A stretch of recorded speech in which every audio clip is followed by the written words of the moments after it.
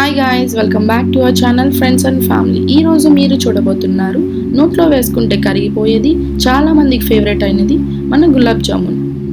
ముందుగా ఒక ప్లేట్ తీసుకొని గులాబ్ జామ్ పౌడర్ని అందులోకి వేసుకొని ఉండలు లేకుండా చూసుకోవాలి.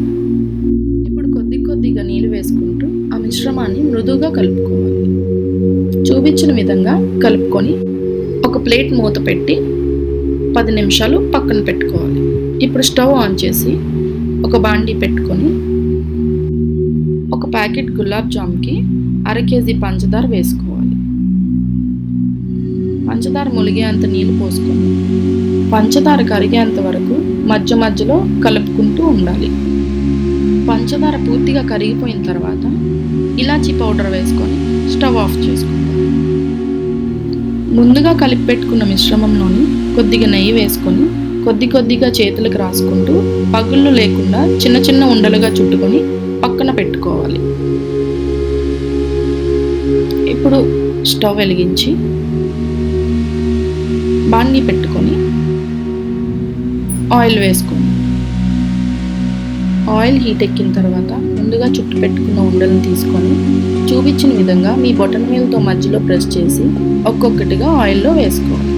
ఇలా చేయడం ద్వారా మధ్యలో దాకా ఉడికి బాల్స్ సాఫ్ట్గా వస్తాయి.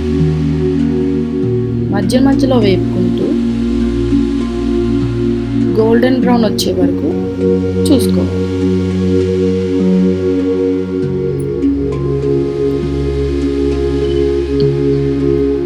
ఇప్పుడు ఈ బాల్స్ని తీసుకొని ముందుగా చేసి పెట్టుకున్న పంచదార పాకంలోకి వేసుకోవాలి.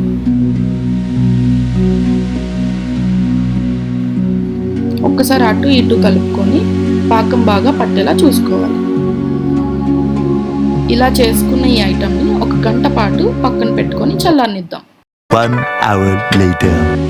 గంట తర్వాత మూత తీసి చూసారు కదండి ఎంత చక్కగా వచ్చేసాయో. ఇప్పుడు సర్వింగ్ బౌల్లోకి సర్వ్ చేసుకుందాం.